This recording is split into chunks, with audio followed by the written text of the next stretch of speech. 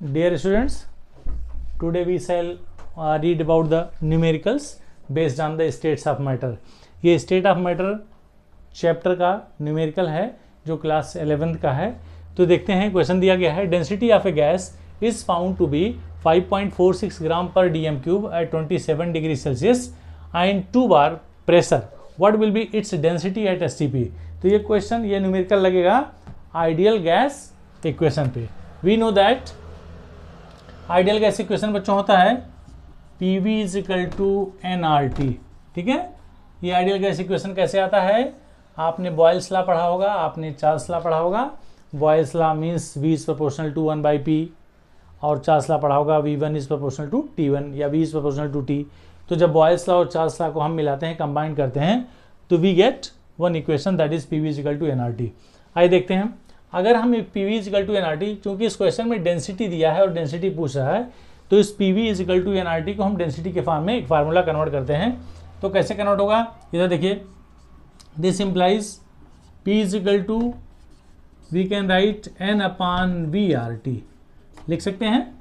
और this implies P is equal to हो जाएगा, N की वैल्यू होती है बच्चों W/M यानी मास अपॉन मॉलिक्यूलर मास. ये किसकी वैल्यू हो गई? N की वैल्यू हो गई. और जो V लिखा था इसको ऐसे रहने देंगे और इनटू RT. तो अब जरा गौर से देखेंगे कि this P is equal to, ये W अगर हम यहाँ से ऐसे लिख दें, इसको लिखें W small w by V into 1/M. इसको यहाँ कर दिए और इंटू RT ऊपर जो था ऐसे रहने देंगे. अब आपको ये पता चल गया कि W/V की जो वैल्यू हो गई, यानी ये क्या हो गया, W/V equal to mass by volume is known as the density. तो P इज इक्वल टू हो जाएगा बच्चों D into 1/M into RT. Correct one. या अब अगर इस M को इधर ले आइए तो M इज इक्वल टू क्या हो जाएगा, DRT अपॉन P. ये मुझे एक रिलेशन मिल गया कि M is equal to DRT upon P. M is equal to molecular mass या molar mass of the gas whatever is given. और ये स्मॉल w क्या था, मास ऑफ द गैस, और V क्या था, वॉल्यूम ऑफ द गैस. तो मास by volume को हमने D कर दिया, तो M is equal to DRT by P. अब अगर हम इसको कंपेयर करें दो अलग अलग टेम्परेचर पे, क्योंकि दिया है D दिया है, T दिया है, P दिया है. R is constant, gas constant.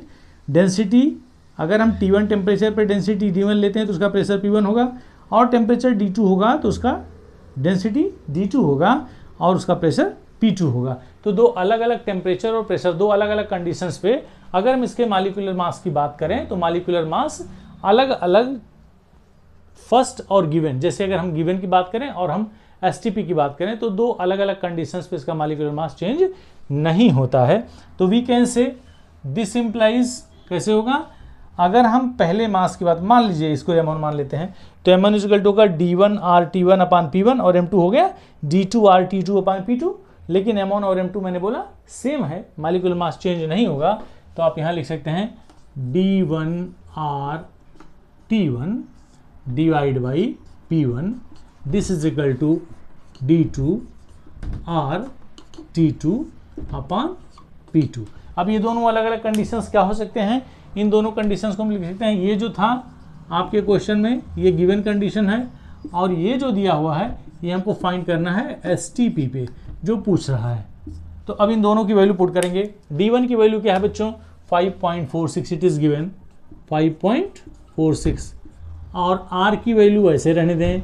T की वैल्यू है 27 डिग्री सेल्सियस, जब इसको केल्विन में कन्वर्ट करेंगे तो 300 हो जाएगा. और P1 की वैल्यू है 2 बार. और यहाँ D2 की वैल्यू हमको फाइंड करनी है. R की वैल्यू ऐसे रहने दें क्योंकि ये गैस कांस्टेंट है. और T2 की वैल्यू क्या है, STP पर, स्टैंडर्ड टेम्परेचर और प्रेशर पर टेम्परेचर 273 केल्विन और P इक्वल टू 1 होता है. तो यहाँ आपने लिख दिया 273 एंड P की जगह आपने क्या लिख दिया, 1 लिख दिया. तो आपने देखा बच्चों, ये R और R दोनों गैस कांस्टेंट कट जाएगा. 5.46 इंटू 300, ये डेसिमल यहाँ से हटेगा, तो this implies 546 into 3 divide by 2 is equal to, यहाँ क्या बचा, D2 इंटू 273 डिवाइड बाई 1.